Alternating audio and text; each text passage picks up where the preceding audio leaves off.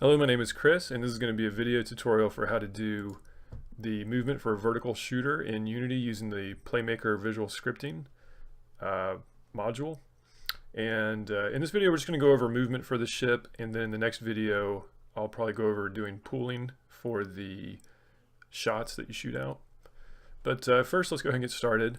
So I'm going to be using the character controller in Unity to do the movement for the ship. So let's go ahead and put down something for the character controller to sit on top of. So I'm going to create a cube. And this is going to be our ground plane here. So we're looking at the game camera right now. Just to show you, I've created a camera that's just basically looking down at the scene. So I've rotated it down. And I've reduced the field of view a bit so that there's not a lot of perspective on it. Okay, so here's our cube. We'll call this collider ground, and what we're going to do is scale it up so that it basically fits the screen. So let me go to the screen here. So we're going to put it at 0. So I'm just going to type in 0.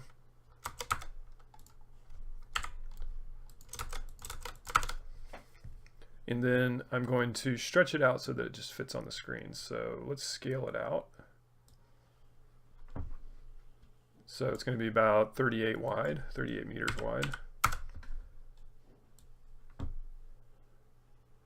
And about 22 meters high.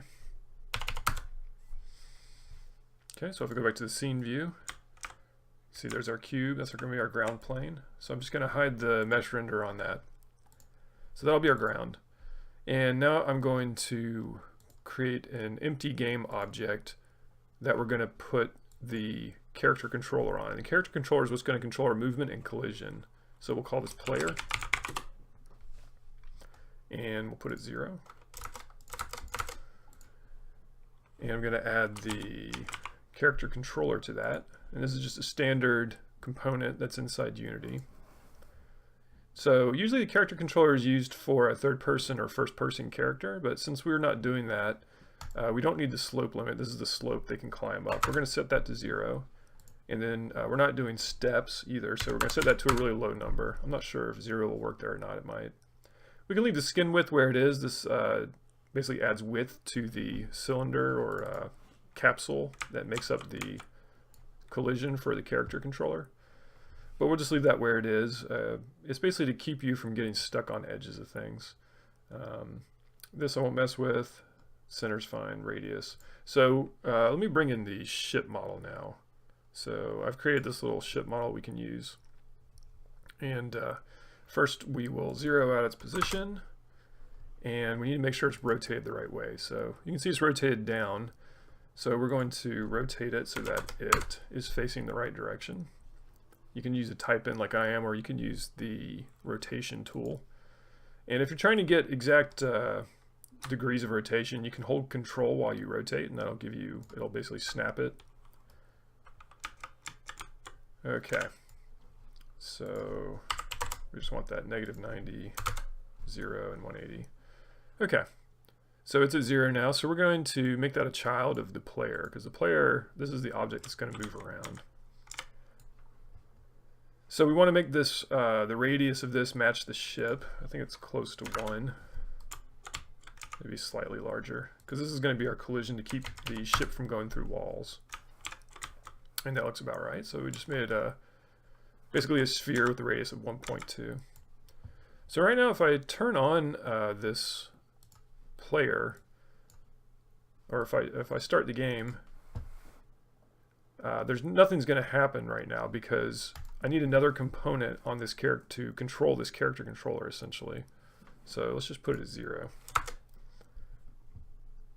So at this point, let's add some input. So for this player object here, I'm going to put on an FSM. So this is PlayMaker here. This is the PlayMaker editor. If you already have PlayMaker installed, you can just go up here and click on PlayMaker editor, and this window will pop up. So I just right-clicked in here and clicked on Add FSM. You can also go to Add Component, do a search, and you can add a PlayMaker FSM this way. Okay, so we have this first state here. I'm just going to rename it to movement. All right, so in order to move it, we first need to get controller input. So if we do get axis, there's a couple that pop up here. Get axis will grab one axis, so that would be, for instance, the x-axis on the Xbox controller. That would just go left and right. Get axis vector will allow you to grab two of the axes, so we're going to use that one because we want to be able to move up and down and left and right. So you can either double click that or just drag it in to the state window here. So this is representative of whatever state you have selected over here in the FSM window. Okay. So we're going to take a look at it here. So horizontal axis, it's looking for horizontal, and vertical axis, it's looking for vertical. If you're familiar with Unity's input setup, which I'm just using the default input, if you go to Edit, Project Settings, Input, so click on that, it'll show you just the default inputs that it has set up. Down here, horizontal, this represents the joystick axis. So you can see it's the x-axis on the left joystick for whatever controller you have plugged in. And vertical is the one for the y-axis. So that is what it's looking for here. That's what this horizontal and vertical means. That just means the x-axis, and vertical means the y-axis. All right, so now we need to store that vector. So vector 3 is basically what we're storing here, and that just has it basically has a float value for each of the three directions, x, y, and z. So you can either click on new variable here, and that'll create a vector 3 for you, or you can go here and just make one manually. And these are where you store the local variables for an FSM, or yeah, for an FSM, that's right. So let's create one. I just selected variable type vector 3 down here, and we'll just call it vec3, whatever name you want. And I just created a new one. You see it starts off with 0 values for x, y, and z. So go back to our state, we'll store the information in this vector 3, and if I hit play, if you look down here, you can see what it's doing. If I go left and right on the x-axis, you'll see it goes up to 1 if I press right, and down to -1 left. And then here on the z-axis, if I hit up on the controller, on the left analog stick, it goes up to 1 and then down to -1. And so that's all it's storing, just two of the axes. It's not storing the y-axis. But you can change that if you want over here. Okay, so I'm going to stop play. Now nothing's happening because we are getting the input, but we're not telling it to do anything yet. So now we need to tell it to do something. So there's something called controller simple move built into PlayMaker here. It's one of the actions, and you see it moves a game object with a character controller. So we're going to use that. We're just going to add to the same FSM. And so it's going to work on use owner, which is the object that the FSM is on. That's the player object here. And this only works if you have a character controller on. If I didn't have a character controller on here, like if I deleted that, it would give me an error. And then for the move vector, we're going to use the vector 3 that we just created. Okay, so when I give the input here, it's going to affect this here. So let's just hit play and see what happens. So if I push left, you can see it moves left, right, right, up and down. So it's all working, it's just moving kind of slowly. There's two ways to fix that. You can either adjust the multiplier here for when you're getting the axis vector, or you can change speed down here for the controller simple move, which that's what we'll do in this case. So I'll just change it to 10, and when you move it around, it looks about right now. Okay, so it basically works. A couple things. Typically in a shooter like this, you want to be able to stop the player from going off the edge of the screen. So if I go too far, I can actually just fall right off. So because we're using a character controller, we can put up colliders to stop you from moving around. So right now we have a ground collider that it's sitting on. And actually, let me show you something here. Right now, it's sitting inside that collider. It really shouldn't be doing that, because what it's going to do is it's going to pop it up each time you play to sit on top of that. So let's move the collider down to maybe -1.5, and we'll just leave it there. So now we need colliders for the sides and the top and bottom. So we're going to duplicate that and move that up. So if we look at it in the scene here, you can see I've just got this box. It's basically going to be a wall. Let's make it a little taller on the y-axis. And then we'll go to the game camera and move it to the side so we can see where the edges are here. So we'll just move it over to the edge. That's about 19. So 19 meters on the X. Let's duplicate that object. You can either hit duplicate or Control D for a hotkey. And this one will move to -19. I should be naming these, so I'll go ahead and name this collider left, and the one that we created before that will be collider right. And we just need a couple more, so I'm going to duplicate the ground collider again. So we'll move it up to 0. We'll leave the width of it the same, but we're going to make it only 1 on the Z. Okay, we just need to move this up along the Z axis to about, is that 10? That'll be collider top. We'll duplicate that again and make that the bottom.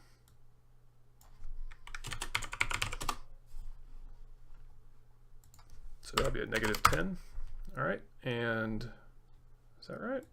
That might not be far enough. Let's go 11. Okay, so I can just select all the colliders, and I'm going to turn off their mesh renders so we don't see them.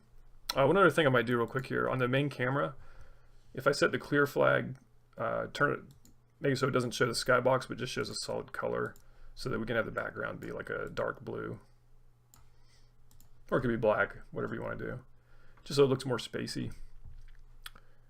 All right, so let's hit play, and now those colliders should keep me from going off the screen. So there's the right one, top one, the left, and the bottom. Okay, so that's kind of the reason I wanted to use the character controller here. It's maybe not the best solution, but it's a really easy one for just setting it up. If you just want to be able to really easily move it around and have it respect collision. Because you can't do that quite the same way if you're using translate or some other method. So one thing that's missing from this is a lot of times in these games the ship will roll left and right when you move it left and right. So let's add something in real quick just to make it look a little nicer. So under the player object, I'm going to create a child. So I'm going to create empty child. We'll call this the roller.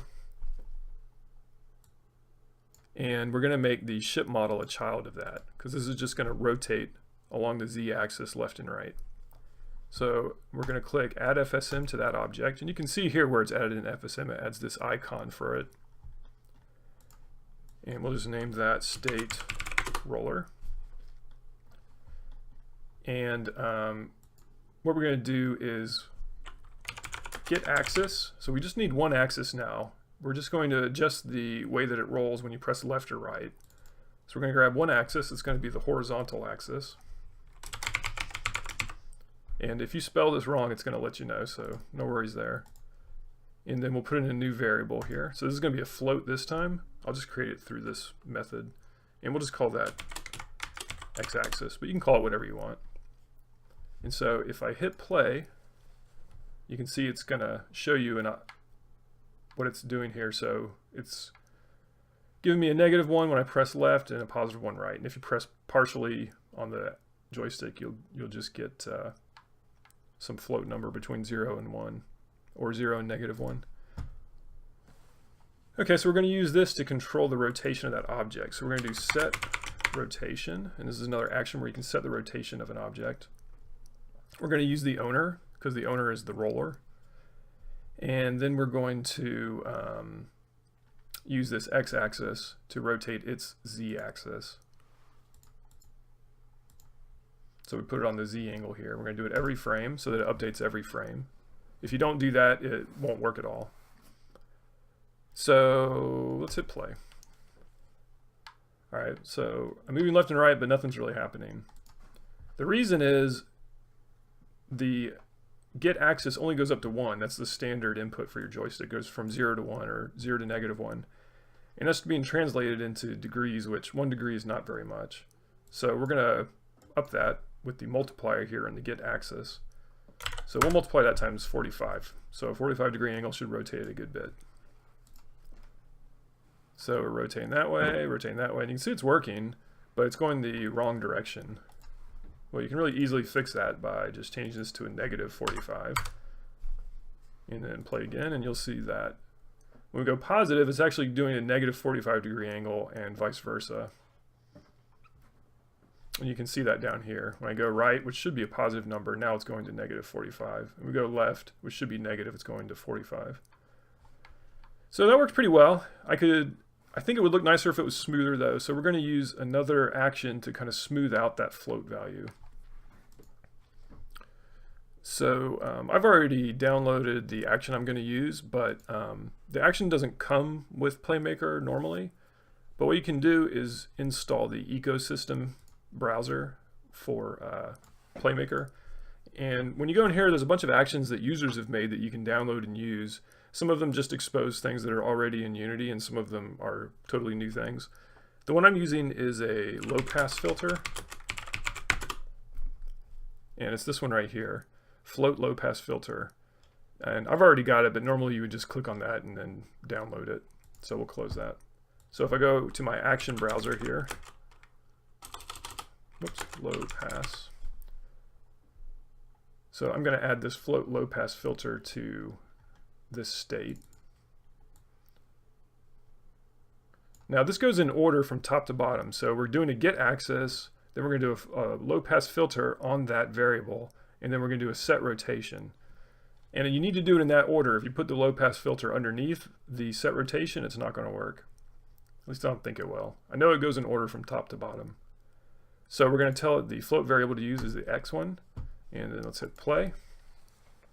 And what a low pass filter does is it filters out small increments. So if you just move the controller a little bit, it filters that down and gives you like a smooth output. So you can see here we've got this nice smooth rotation on it going back and forth. And just in case I didn't mention it before, if you're wondering, the action browser here is, you get to it by clicking this action browser button in the PlayMaker editor here. And then this window over here will pop up, and this is where all of them are. So yeah, anyways, that's it for now.